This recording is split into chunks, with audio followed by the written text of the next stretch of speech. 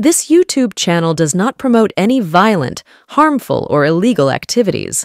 All content provided by this channel is meant for an educational purpose only.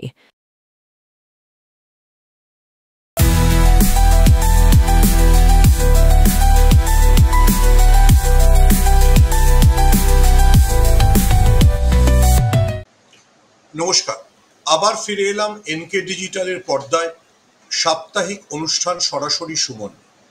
এই অনুষ্ঠানের জন্য আমি প্রথমেই কৃতজ্ঞতা জানাবো এনকে ডিজিটালের কর্ণধার সম্পাদক প্রবীর বিশ্বাসকে এবং তার সুযোগ্য পুত্রকে। আজকে আমরা যে বিষয়টা নিয়ে আলোচনা করছি সেটা মমতা বন্দ্যোপাধ্যায়ের নতুন ঘোষণা। সোমবার 21শে জুলাইয়ের মঞ্চ থেকে মমতা বন্দ্যোপাধ্যায় যা বলেছিলেন, মঙ্গলবার আবার নবান্নতে সাংবাদিক সম্মেলন করার সময় তিনি সেটাই মনে করিয়ে দিয়েছেন যে এবার বাঙালির অস্তিত্ব রক্ষার আন্দোলন, এবং সেই আন্দোলন যেমন পার্লামেন্টে অর্থাৎ লোকসভায় বা রাজ্যসভায় তৃণমূলের সাংসদরা বাংলায় বলে প্রমাণ করবেন, তেমনি মমতা বন্দ্যোপাধ্যায়ের নির্দেশে তার দলও এবার রাস্তায় নেমে আন্দোলন করবে। সেই আন্দোলনের প্রথম হয়তো আমরা দেখতে পাবো 27 এবং 28, যখন রাজ্যের মুখ্যমন্ত্রী এবং তথা তৃণমূল নেত্রী তিনি বীরভূমে থাকবেন। মঙ্গলবার বিকেলে তিনি সেই ইঙ্গিতই দিয়েছে, ইঙ্গিত কেন বলবো, স্পষ্ট কথাই বলেছে। দেখুন, আমার মনে হয় যে এই যে অভিষেক বন্দ্যোপাধ্যায় সোমবার 21শে জুলাইয়ের মঞ্চ থেকে যে সুর বেঁধে দিয়েছিলেন যে পার্লামেন্টে এবার থেকে তারা বাংলায় কথা বলবেন, মমতা বন্দ্যোপাধ্যায় সেটাকে এক্সটেন্ড করে যে জায়গায় নিয়ে গিয়েছেন, মমতা বন্দ্যোপাধ্যায় নিজেই বলেছেন যে এটা আরেকটা ভাষা আন্দোলন। কিন্তু কেন মমতা বন্দ্যোপাধ্যায়কে এতটা আক্রমণাত্মক বা আগ্রাসী হতে হলো? তার অনেকগুলো কারণ আছে। দেখুন, আমরা যারা সোশ্যাল মিডিয়ায় আছি বা বিভিন্ন জিনিস বলি, তখন আমি মাঝে মাঝেই দেখি যে আমিও যখন 21শে জুলাই নিয়ে লিখেছি, আমাকে সোশ্যাল মিডিয়ায় এসে কেউ প্রশ্ন করেছেন যে তাহলে দুর্নীতি বা চাকরি এগুলো বিষয় না। সিপিএম এর লোকজন আমাকে টেলিভিশন চ্যানেলে বলেছেন যে তাহলে তারা যেসব আন্দোলন করছেন সেগুলো কোনো বিষয় না। আমি সবাইকে খুব সম্মান জানিয়ে বলছি, আগে তো আপনাকে ভারতবর্ষে থাকতে হবে, আগে তো আপনাকে নিজের বাঙালি পরিচয় নিয়ে থাকতে হবে। আপনি যদি ভারতবর্ষে থাকতেই না পারেন, যদি ভারতবর্ষে বাঙালিত্বকে ঘুচিয়ে দেওয়ার জন্য এই কেন্দ্রের মোদী সরকার ব্যবস্থা করে, তাহলে আপনি কিসের চাকরি করবেন আর কিসের বাজারে চাল কিনতে যাবেন? মুর্শিদাবাদের সেই 3 জন হতভাগ্যের কথা মাথায় রাখুন, যাদেরকে বাংলাদেশি বলে মহারাষ্ট্রের পুলিশ শুধু গ্রেফতার করেনি, তাদেরকে পুশব্যাক করে বাংলাদেশে পাঠিয়ে দিয়েছে। খুব ভালো। তাহলে মহারাষ্ট্রের পুলিশের তদন্ত, বিএসএফ এর সিদ্ধান্ত অনুযায়ী তারা বাংলাদেশি ছিল, কিন্তু দুদিনের মধ্যে অমিত শাহ বিএসএফ কে বাংলাদেশের সীমান্তরক্ষী বাহিনীর সাথে বৈঠক করে সেই ভারতীয় নাগরিকদের, আরো নির্দিষ্ট করে বলতে গেলে বাঙালিদেরকে ফেরত আনতে হয়েছে। বাঙালির প্রতি যে এই যে অবমাননা, অত্যাচার, এই যে বিজেপি শাসিত রাজ্যগুলোতে শুরু হয়েছে, তার বিরুদ্ধেই এবার মমতা বন্দ্যোপাধ্যায় রুখে দাঁড়িয়েছে।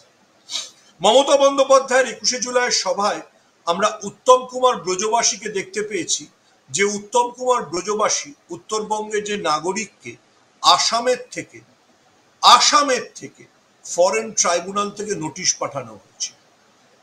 আজকে মমতা বন্দ্যোপাধ্যায় আবারও মনে করিয়ে দিয়েছেন যে ফালাকাটার আরেক নাগরিককেও এনআরসি নোটিশ পাঠানো হয়েছে। এর চাইতে বড় বাঙালির উপর আক্রমণ আর কি হতে পারে? মমতা বন্দ্যোপাধ্যায় যা যা বলেছেন সেটাকে যদি আমরা টোটালিটিতে ধরি, তাহলে 1952 মুজিবুর রহমান ঢাকায় দাঁড়িয়ে যে আন্দোলন শুরু করেছিলেন, যার কালমিনেট করেছিল এসে শেষ পর্যন্ত 67তে 6 দফায়, প্রায় মমতা বন্দ্যোপাধ্যায় সেরকমই আন্দোলনের ডাক দিয়েছেন। আন্দোলনের 3টে ধাপ। একটা হচ্ছে যে বাঙালিকে বাংলাদেশি বলে দেগে দেওয়া, 2 নম্বর ধাপ বাংলা ভাষাকে অপমান করা, 3 নম্বর ধাপ বাংলায় এসে প্রতি মুহূর্তে বাংলাকে কালিমা লিপ্ত করা। আমি প্রথম ধাপটা আপনাদেরকে আরেকবার মনে করিয়ে দিই। আজকেও মমতা বন্দ্যোপাধ্যায় নবান্ন থেকে কথা বলার সময় মনে করিয়ে দিয়েছেন যে হরিয়ানা সরকার পশ্চিমবঙ্গের 5টি জেলায় চিঠি লিখে 52 জনের কাছে জানতে চেয়েছেন যে মানে 52 জনের সম্পর্কে জানতে চেয়েছেন তারা আদৌ ভারতের নাগরিক কিনা। কেন এটা বারবার বিজেপি শাসিত সরকারগুলো করছে? একই সময় সুপ্রিম কোর্টে নির্বাচন কমিশন বলেছে তারা আধার কার্ড, ভোটার কার্ড, রেশন কার্ডকে নথি হিসেবে মানতে রাজি নয়। তাহলে বুঝে দেখুন যে বিহারের পরে পশ্চিমবঙ্গকে নিশানা করে কিভাবে পশ্চিমবঙ্গের কত নাগরিককেও ভোটার তালিকা থেকে বাদ দেওয়া হয়। গোটা ভারতবর্ষের বিরুদ্ধে রুখে দাঁড়িয়েছে। রাহুল গান্ধী বলছেন, তেজস্বী যাদব বলছেন, উদ্ধব ঠাকরে বলছেন, সবাই বলছে। পশ্চিমবঙ্গের কংগ্রেসের কথা ছেড়ে দিন, তারা টেলিভিশন চ্যানেলে এসে কি বলে শুধুমাত্র মমতা বন্দ্যোপাধ্যায়ের বিরোধিতা করা ছাড়া তাদের কি আছে আমি সেটা জানি না। কিন্তু আবারও বলছি, এটা ভারতীয় হিসেবে সম্ভবত 1947-এর দেশ ভাগ হওয়ার পর, নতুন রাষ্ট্র হিসেবে ভারতবর্ষ তৈরি হওয়ার পর ভারতীয়দের জন্য সবচেয়ে বড় সংকট। এবং মমতা বন্দ্যোপাধ্যায় ঠিক বলেছেন, 47-এর পর এটা বাঙালির জন্য সবচেয়ে বড় সংকট। যারা ভাবছিলেন শুধুমাত্র মুসলমানদের নিশানা করা হবে তারা একদম ভুল ভাবছিলেন। তাহলে মহারাষ্ট্রে যারা আটকে ছিলেন তারা মতুয়া হতেন না, ওড়িশায় যে 400 জন আটকে ছিলেন তারা মতুয়া হতেন না। আবারও বলছি, ওরা বাঙালিকে নিশানা করছে, ওরা বাঙালির উপর আক্রমণ এনেছে। সেই জন্য মমতা বন্দ্যোপাধ্যায় এই আন্দোলনকে বাঙালির অস্তিত্ব রক্ষার আন্দোলন, বাঙালির ভাষার আন্দোলন বলেছে। আবারও বামপন্থীদের মনে করিয়ে দিই যে বামপন্থীরা ভাবছেন যে এটা রুটি রুচি, চাল ডাল আর পেট্রোল। আরে পেট্রোল আপনি কিনবেন কি করে? আপনাকে ভারতবর্ষে এরা থাকতেই দেবে না। এই যে নির্বাচন কমিশনকে ব্যবহার করে যে চক্রান্ত শুরু হয়েছে, বিহারে যেভাবে 70 লক্ষ মানুষের নাম বাদ গিয়েছে ভোটার তালিকার প্রায় 10%, তারপর পশ্চিমবঙ্গে এরা কি করতে চলেছে আপনারা কেউ বুঝতে পারছেন? আমি আমার কথা বলি, আমার ভোটার তালিকায় নাম আছে গড়িয়ায়, মানে সোনারপুর, সেটা আমার বাবা মার ফ্ল্যাট। আমি সেখানে মাসের মধ্যে 26 দিন থাকি। যদি ইলেকশন কমিশন ওখানে গিয়ে দেখে যে আমি নেই, তাহলে যদি আমার নাম ভোটার তালিকা থেকে বাদ দিয়ে দেয় সেটা ঠিক হবে? তাদের তো উচিত আমার ফোন নাম্বার, আমার ইমেল আইডি জেনে আমার একটা নোটিশ পাঠানো, যাতে আমি আমার বৈধ নাগরিকত্বের কাগজপত্র দেখাতে পারি। কিন্তু ওরা সেটা করেনি। ওরা বিহারের ক্ষেত্রে বলেছে 70 লক্ষ মানুষ, তাদেরকে বাড়ি থেকে খুঁজে পাওয়া যায়নি। আরে ভাই, বিহারে তো 40 লক্ষ মানুষ পরিযায়ী শ্রমিক হিসেবে অন্য রাজ্যে কাজ করে, যেটা তেজস্বী যাদব মনে করিয়ে দিয়েছে। এখন দেখা যাচ্ছে বিহারের ক্ষেত্রে ওরা ভোটার কার্ড, আধার কার্ড, রেশন কার্ডকে পরিচয়পত্র হিসেবে মানছেই না। পশ্চিমবঙ্গে কি করতে চলেছে ওরা বুঝতে পারছে। বাঙালিকে বেছে বেছে ওরা ডিভোটার করবে, তারপর again I go back, detention ক্যাম্পে পাঠাবে। মমতা বন্দ্যোপাধ্যায় ঠিক বলেছেন যে হিমন্ত বিশ্ব শর্মার এত সাহস হয় কি করে যে তিনি তার রাজ্যের থেকে বাঙালিকে এনআরসি নোটিশ পাঠান। ভুলে যাবেন না, আসামের যে বাঙালিরা বিজেপিকে সমর্থন করেছিল তাদের কতজনকে ডিটেনশন ক্যাম্পে থাকতে হয়েছে। আবারও বলছি, এটা মুসলমান হিন্দু এর লড়াই নয়, এটা বৌদ্ধ শিখ খ্রিস্টানের লড়াই, এটা বাঙালির অস্তিত্বের লড়াই। এবং সেই লড়াইতে বিজেপির ভূমিকা আমাদের পূবের প্রতিবেশী দেশে পাকিস্তানি হানাদার বাহিনীর যে ভূমিকা ছিল তার মতো। শুভেন্দু অধিকারীকে আর গদ্দার বলবেন না, উনি রাজাকার, যিনি বাঙালির বুকের উপর বসে বাঙালিকে নিধনের যোগ্য করছে। সুখের কথা, আমাদের পূবের প্রতিবেশী দেশে যখন মৌলবাদী শক্তির উত্থানে সেই রাজাকাররা রাজত্ব করছে, যখন জয় বাংলা স্লোগানকে ভুলিয়ে দেওয়ার চেষ্টা করা হচ্ছে, তখন মমতা বন্দ্যোপাধ্যায়, অভিষেক বন্দ্যোপাধ্যায় পশ্চিমবঙ্গের জয় বাংলাকে রাজনৈতিকভাবে প্রতিষ্ঠা দিয়েছে। এরপরে যদি আমরা বাঙালিরা জেগে না উঠি, এরপরে যদি আমরা বাঙালিরা প্রতিবাদ না করি, তাহলে কবে করব? আপনি ফেসবুকে কবিতা লিখে ফাটিয়ে দিচ্ছেন, আপনি সিনেমা করছেন, আপনি পেন্টিং করছেন, আরে আপনি করবেন কোত্থেকে? আপনি নন্দন চত্বরে আপনার বিপ্লব, আপনার প্রতিভা, তার কোনো কিছু দেখাতে পারবেন না, কারণ নন্দনে আপনার প্রবেশাধিকারী থাকবে না। নন্দন তো ভুলে যান, ভারতবর্ষে আপনাকে ওরা রাখবে না। যদি বাঙালি কবি, বাঙালি শিল্পী, বাঙালি ফিল্ম স্টাররা এখনো যদি এই আন্দোলনে না রাস্তায় না নামে, বাঙালির অস্তিত্ব রক্ষার লড়াইতে না নামে, তাহলে ঘোরতর ঘোরতর ঘোরতর বিপদ। মমতা বন্দ্যোপাধ্যায় বহুদিন বাদে আবার স্ট্রিট ফাইটিং মোডে। মমতা বন্দ্যোপাধ্যায় স্ট্রিট ফাইটার হিসেবেই সেরা। তিনি ঢিলের বদলে পাটকেল ছোড়ার কথা জানিয়ে দিয়েছেন, অর্থাৎ দরকার হলে নির্বাচন কমিশনের ভবন ঘেরাও হবে, দরকার হলে পশ্চিমবঙ্গে প্রত্যেকটি বিজেপি নেতার বাড়ি ঘেরাও হবে। যারা আপনার কাছ থেকে নাগরিকত্ব ছিনিয়ে নিতে চাইছে, তাদের আপনি রাজাকার ছাড়া কি বলবেন? এই শ্রমিক ভট্টাচার্যকে বলুন না একটু কবিতা আবৃত্তি করতে করতে গিয়ে ওড়িশা থেকে লোকজনদের ছাড়িয়ে আনতে। ওড়িশায় যারা আটকে আছে তারা রোহিঙ্গা। রসিকতার একটা লিমিট আছে।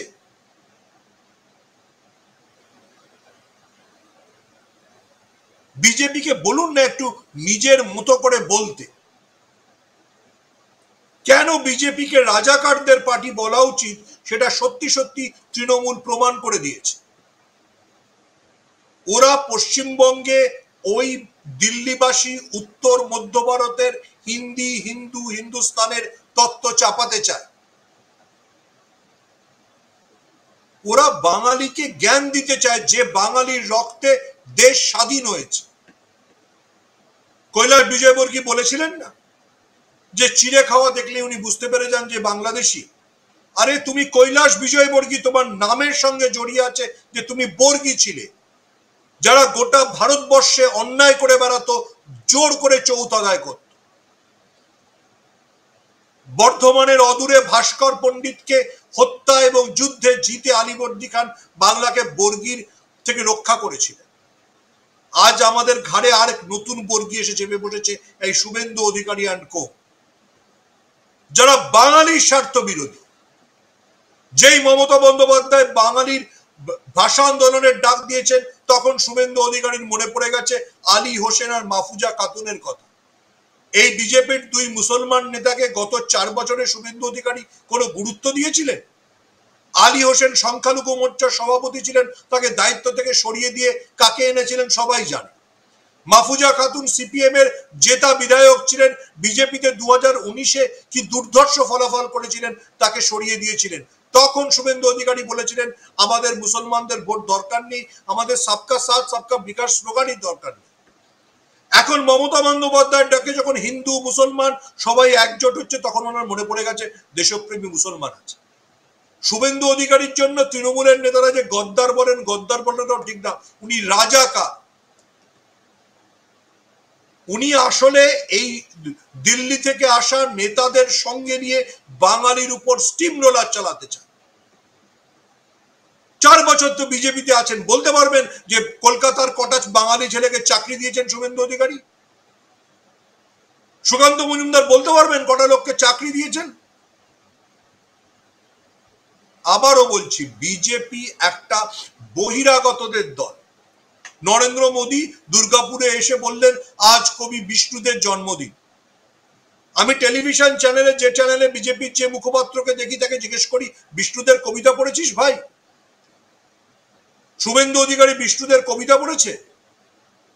আজীবনের বামপন্থী বিষ্ণুদে স্মৃতিসত্তা ভবিষ্যতের জন্য জ্ঞানপীঠ পেয়েছিলেন। বিজেপির নেতারা জানে 4টে বাঙালির নাম টেলিপ্রম্পটারে উচ্চারণ করে দিলে আপনি বাঙালি অস্মিতাকে চিনতে পেরে যাবেন।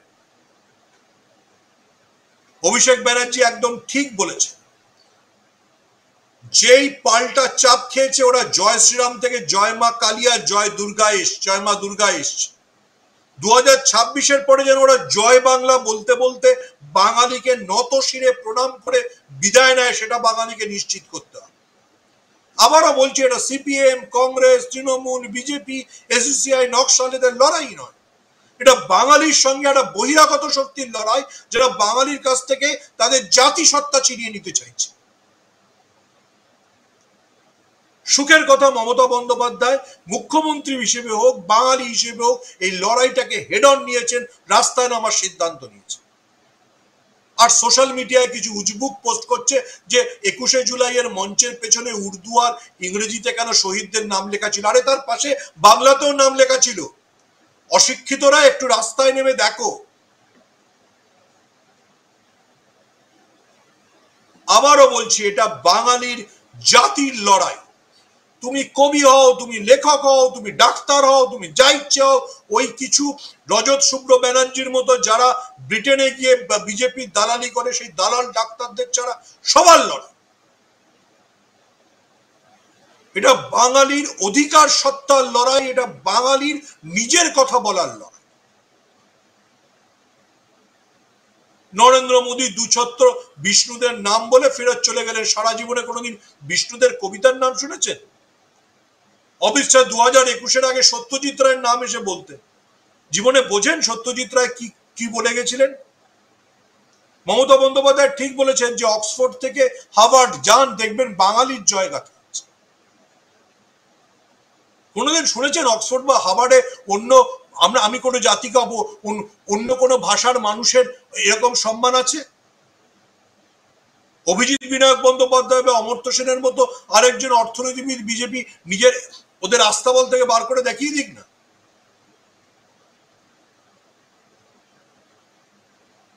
আবারও বলছি, হেমন্ত বিশ্ব শর্মা বলেছেন মাতৃভাষা বাংলা হলেই ধরে নিতে হবে বিদেশি। ওদের কাছে রবীন্দ্রনাথ ঠাকুর, বঙ্কিমচন্দ্র চট্টোপাধ্যায় বিদেশি। আর হেমন্ত বিশ্ব শর্মাকে এই বিদেশি বলার জবাব দিতে হবে। যদি আপনি এক চুলো ছেড়ে দেন, তাহলে ওরা আপনার ঘরে ওই যে রাজাকারদের মতো ঢুকে আসবে। আবারও বলছি, শুভেন্দু অধিকারী গদ্দার না, ও রাজাকার। সুকান্ত মজুমদাররা আসলে রাজাকার। ঠিক যেমন 71-এ পাকিস্তানি হানাদার বাহিনীর হয়ে ওরা এসেছিল, ওরা আমাদের বাঙালিদের মা বউদের ধর্ষণ অত্যাচার করেছিল। এই বিজেপির সাগরে তারাও রাজাকার। সুযোগ পেলেই এরা ক্ষমতা দখল করে বাঙালির উপর ধর্ম চাপিয়ে দেবে, বাঙালির খাদ্যাভ্যাসকে বদলে দেবে, বাঙালির সংস্কৃতিকে নষ্ট করে দেবে। ওরা রবীন্দ্রনাথ, নজরুল, সুকান্তকে কি বলে জানেন? বলেন রসুন। রবীন্দ্রনাথের র, সুকান্ত সয়হস্য, আর নজরুলের দিয়ে রসুন। এটা হচ্ছে বিজেপির সংস্কৃতি। এটা হচ্ছে বিজেপির রবীন্দ্রনাথ, নজরুল, সুকান্তকে শ্রদ্ধা করা। আপনি সেই দলটিকে, সেই দলটির আদর্শকে কোনোভাবে সমর্থন করতে পারেন? আবারও বলছি, এটা আদর্শের লড়াই, এটা অস্তিত্বের লড়াই। যদি এ লড়াইতে ওরা বাঙালিকে একবার হারিয়ে দিতে পারে, তাহলে বাঙালিকে শুধু ডিভোটার করবে না, ওরা বাঙালির সবকিছুকে ধ্বংস করবে। এটাই রাজাকারদের চরিত্র। রাজাকাররা একবার ক্ষমতা এসে গেলে সব ভেঙে গুড়িয়ে দেয়। প্রতিবেশী বাংলাদেশে দেখছেন না রাজাকাররা ক্ষমতায় আসায় কি হচ্ছে? সেই রাজাকাররা এবার অন্য নামে পশ্চিমবাংলায় ঢোকার চেষ্টা করছে। অভিষেক বন্দ্যোপাধ্যায় এবং মমতা বন্দ্যোপাধ্যায় সুখের কথা সেই রাজাকারদের বিরুদ্ধে, সেই বিজেপির তথাকথিত চাটুকারদের বিরুদ্ধে লড়াইটাকে রাস্তায় নিয়ে যাবেন বলেছে। আপনার নাম ভোটার তালিকায় থাকবেন না, আপনি ভারতবর্ষের নাগরিক হবেন না। আপনাকে ডিটেনশন ক্যাম্পে রাখবে, দিনে দুমুঠো ভাত আর ল্যাবড়া দেবে, আর বলবে যে বিকেলবেলা বিনাশ্রমে কাজ করুন। যদি সেটার জন্য তৈরি থাকেন, তাহলে এই রাজাকারদের সঙ্গে হাত মেলাবেন। আর যদি সেটার জন্য তৈরি না থাকেন, তাহলে এটা বাঙালির জাতিসত্তার লড়াই, বাঙালির লড়াই, 16 আনা বাঙালি হওয়ার লড়াই। এ লড়াই আপনার, আমার, সবার। কবি, শিল্পী, সাহিত্যিক, গায়ক, সবার। আবারও বলছি, এই লড়াইতে যদি আপনি ভুল করেন, তাহলে রবীন্দ্রনাথ, নজরুলকে তো ওরা ভুলিয়েই দেবে, আপনার পিতৃমাতৃ পরিচয় ভুলিয়ে দেবে। ভোলাচ্ছে না যে 400 জনকে আটকে রেখেছিল ওড়িশায়, তাদের কি ভালো দিন ছিল? খবরের কাগজে তাদেরকে কিভাবে ট্রিট করা হয়েছে, টেলিভিশন ইন্টারভিউতে তাদের কিভাবে ট্রিট করেছে বিজেপি সরকারগুলি, বুঝুন না। আরেকজন সহ নাগরিককে কি ওভাবে ট্রিট করতে পারে? আবারও বলছি, এটা বাঙালির লড়াই। হিন্দু, মুসলিম, বৌদ্ধ, খ্রিস্টান নির্বিশেষে বাঙালির লড়াই।